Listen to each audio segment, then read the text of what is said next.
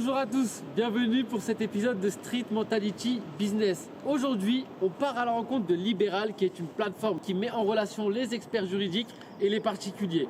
On va rencontrer Leila et Sabrina Benad qui sont à la base de ce projet. Venez avec nous.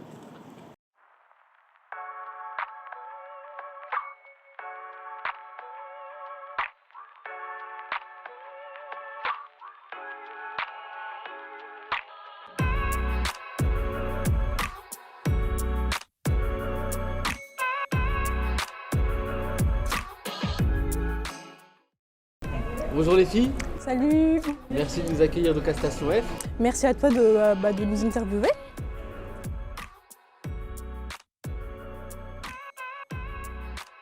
Est-ce que du coup vous pouvez nous présenter votre projet Libéral en quelques mots? Tout à fait. Donc Libéral, c'est une plateforme de mise en relation entre particuliers et experts juridiques. Pourquoi est-ce qu'on a voulu créer Libéral? Tout simplement pour démocratiser l'accès au droit et le rendre plus simple pour les justiciables. Alors le constat est apparu à Sabrina. Est-ce que tu veux bien nous Oui, bien sûr, je vais expliquer. Alors moi, je suis juriste de formation et à travers mes expériences professionnelles, je me suis rendu compte qu'il y avait une réelle difficulté quant à la mise en relation entre les particuliers et les experts juridiques. Du coup, j'ai décidé de créer cette solution en compagnie de ma sœur et d'un autre associé et bien d'autres personnes qui nous ont accompagnés sur ce projet afin de faciliter l'accès au droit pour tout le monde, peu importe la classe sociale de laquelle on vient, qu'on n'ait pas de moyens, qu'on puisse y accéder. Ça, c'était le plus important pour nous. Donc voilà, plus haut. Et à l'instant T, votre service est disponible sur Internet ou sur une application Alors, actuellement, on a un site web qui est accessible, mais seulement pour la préinscription des experts juridiques. D'accord ? Une fois qu'on aura suffisamment d'experts juridiques, on ouvrira au grand public. Parce que voilà, avant de lancer le site web, on veut vraiment proposer une panoplie complète d'experts juridiques. J'ai pas mentionné les experts juridiques qui seront présents sur la plateforme. Il y a avocats, huissiers, experts comptables et notaires. Et d'ailleurs, je vais me permettre d'ajouter un corps de métier dans les experts juridiques. On pense aussi aux traducteurs juridiques qui sont nécessaires aujourd'hui dans tout ce qui est juridique, puisque voilà, il y a des personnes qui viennent de l'étranger, qui investissent en France. Tout à fait. Donc avec Libéral, on aura la possibilité d'avoir un maximum d'acteurs du droit juridique, en tout cas en France, disponibles sur votre plateforme. Exactement. Et en instantané, ça nous tenait vraiment à cœur. Exactement. Justement, pour mieux comprendre entre guillemets le projet Libéral, est-ce que vous pouvez vous présenter auprès de nos téléspectateurs qui nous regardent? Bien sûr, alors je vais commencer. Alors moi c'est Sabrina Benad, du coup je suis juriste internationale en droit des affaires. J'ai une expérience aussi bien en France qu'à l'international et principalement en Espagne où j'ai exercé dans un cabinet d'avocats. Voilà, moi je suis vraiment dans le domaine juridique, c'est mon cœur de métier, j'aime beaucoup ce que je fais. Est-ce que tu peux nous expliquer en quoi consiste le mot Legal Tech? Bien sûr, alors la Legal Tech c'est un concept assez nouveau pour bien des personnes. Eh bien c'est tout simplement toutes les innovations qui se font aujourd'hui dans la technologie, c'est-à-dire on va créer des applications, des sites web, des solutions pour les experts juridiques. Donc la tech pour le juridique, tout simplement. Alors du coup de mon côté, je suis plutôt centrée sur le commerce, donc j'ai fait des études de commerce international.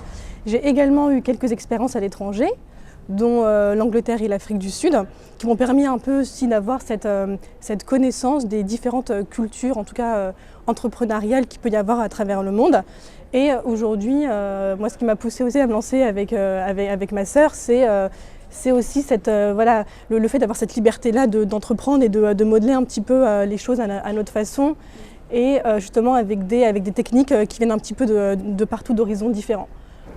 On voit du coup cet aspect d'entreprendre. Ici, on est au sein du coup de Station F. C'est là où vous travaillez. Oui. Est-ce que vous pouvez nous parler un peu plus de ce lieu? Bien sûr, Station F, c'est un écosystème très réputé pour les startups aujourd'hui en France, en Europe et dans le monde entier finalement. C'est un très bel écosystème dans le sens où on peut faire connaissance de plein d'autres entrepreneurs qui finalement entreprennent des choses très très intéressantes et du coup on s'entraide, on se partage des bons plans et franchement c'est juste l'endroit génial pour pouvoir se lancer dans une start-up. On est assez content d'avoir remporté ce concours, on l'a remporté l'année dernière grâce à un concours porté par Pépite, donc c'est un incubateur, une sorte d'incubateur, ils accompagnent en fait les étudiants entrepreneurs et donc ce concours était financé par la région Île-de-France et du coup on a pu intégrer Station F grâce à ce concours. On en est très fiers. Et aujourd'hui, on a plutôt une bonne nouvelle à annoncer. Je vais laisser la parole à Leïla pour annoncer cette nouvelle en avant-première. Je vais me permettre de rebondir du coup sur l'aspect entrepreneurial. Je sais que du coup vous avez la possibilité de travailler avec beaucoup d'entrepreneurs pour collaborer et vous aider. Est-ce que vous avez un conseil ou un avis, un outil utile à un potentiel entrepreneur qui souhaite se lancer? Alors tout simplement, en fait il y a plusieurs conseils, il n'y en a pas un seul je pense.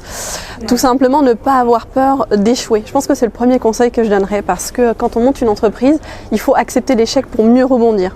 On peut monter une boîte qui fonctionne du premier coup, mais on peut aussi monter une boîte qui ne fonctionne pas, mais ça ne veut pas dire qu'on n'est pas bon dans l'entrepreneuriat. On peut finalement réussir au deuxième ou troisième essai. Ça, c'est très important. Être finalement déterminé sur ces projets, ça, c'est la base. Et en second plan, je dirais qu'il faut être bien entouré. Donc, du coup, quand on vient d'un milieu qui n'est pas très aisé, comme c'est notre cas, on n'avait pas forcément le réseau, ni les financements, mais il faut savoir que c'est pas parce qu'on n'a pas ça qu'on ne peut pas réussir. Il faut se donner les moyens. Donc, on va se créer notre propre réseau. Ici, à Station F, c'est l'endroit idéal pour se créer son propre réseau. On va pas regarder d'où on vient, qui on est, on va regarder qu'est-ce qu'on apporte, quelles sont nos idées, quelle est notre détermination. Et ça, c'est important. Donc, vraiment, c'est ce que je donnerais principalement comme conseil. Curieux parce qu'il y a des choses qui sont faites aujourd'hui, en tout cas en France, qui vous permettent d'avoir accès, par exemple, à Station F, ou encore d'autres incubateurs presque gratuitement. Donc voilà, il y a vraiment beaucoup de choses qui sont faites sur le marché. Donc n'hésitez pas à vous renseigner et à vous lancer. Et en dernier petit conseil, je dirais qu'il faut bien s'entourer. Vraiment, c'est super important. On a la famille, les amis, c'est super important. Je sais que nous, on doit beaucoup à notre famille, principalement forcément à nos parents, mais surtout aussi à nos frères qui nous ont beaucoup appuyés, supportés durant ce projet. Et voilà, on leur en est vraiment très reconnaissant. Donc la famille, je sais que dans un projet entrepreneurial, c'est très important, ça nous apporte un appui. C'est ça. C'est important d'avoir le soutien de ses proches. Oui. C'est ce qui nous permet en fait de tenir et d'avancer. Donc, exactement. Je le rejoins à 100% sur ce point. Ouais. En tout cas, merci pour les conseils très enrichissants.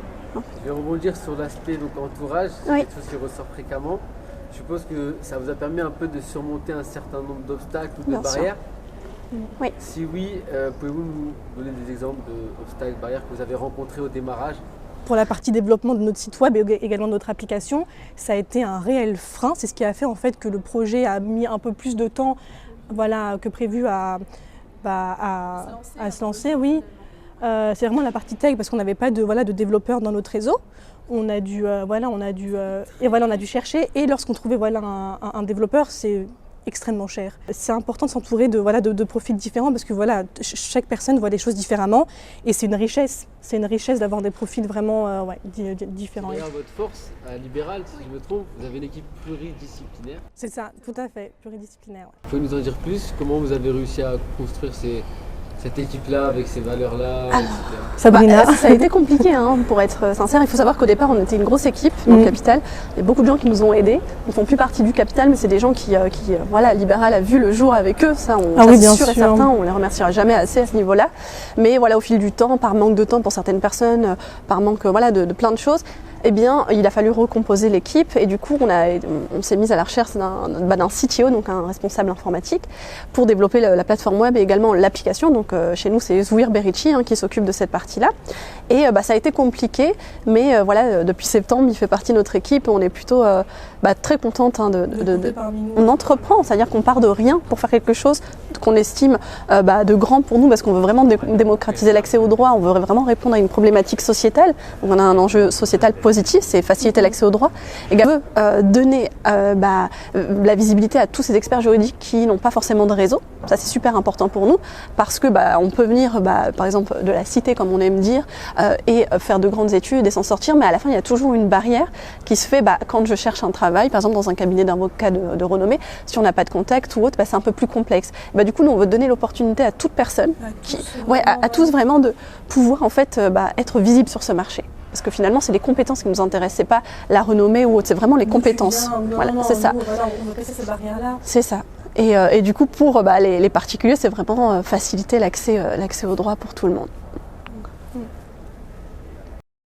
Super enrichissant. Merci. Je mets un peu, ce sera coupé au Ouais, montage. t'inquiète. Du coup, j'avais une question par rapport à votre fonction, la fonction juridique, parce qu'en soi, vous proposez quelque chose de digital. Mhm.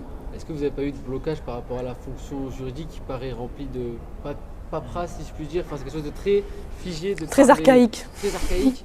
Ça, c'est... Comment vous avez réussi à... Comment vous arrivez à faire cette transition digitale?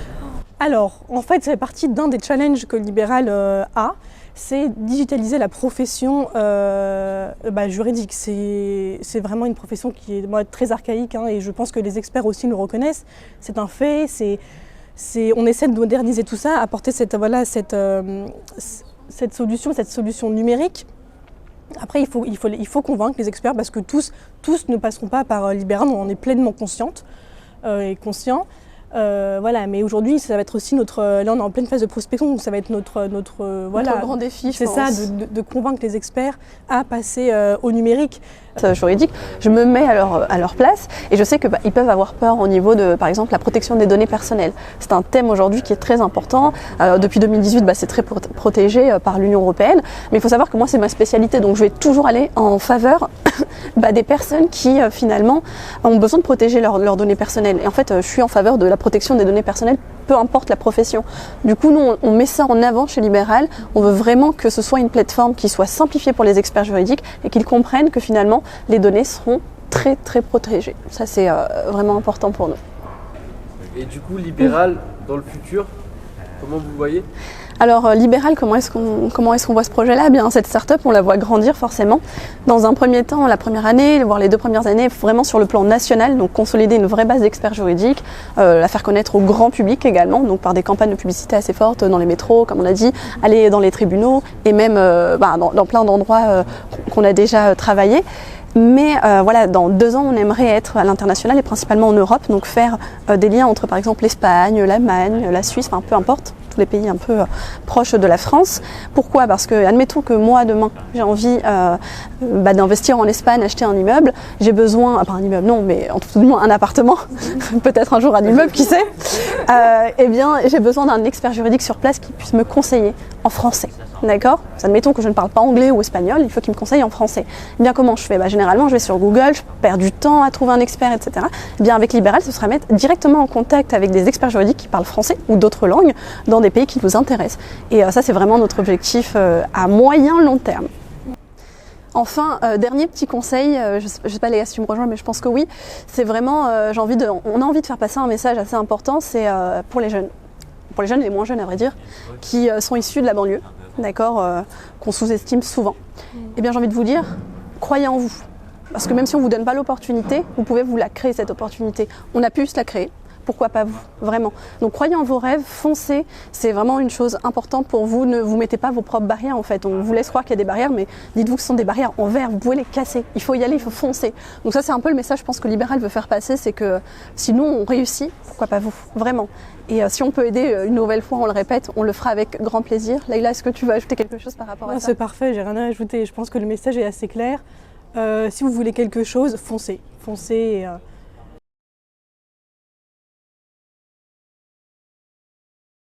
Alors, premièrement, on a le site web, donc www.liberal.fr. Ensuite, on a la page Instagram, donc Libéral tout court. Et ensuite, le LinkedIn, Libéral également. Exactement. Merci beaucoup les filles, Merci à toi. Très enrichissant. Je vous souhaite plein de bonnes choses. Merci. Et on se dit à bientôt pour un nouvel épisode. Ouais, à très bientôt. Allez.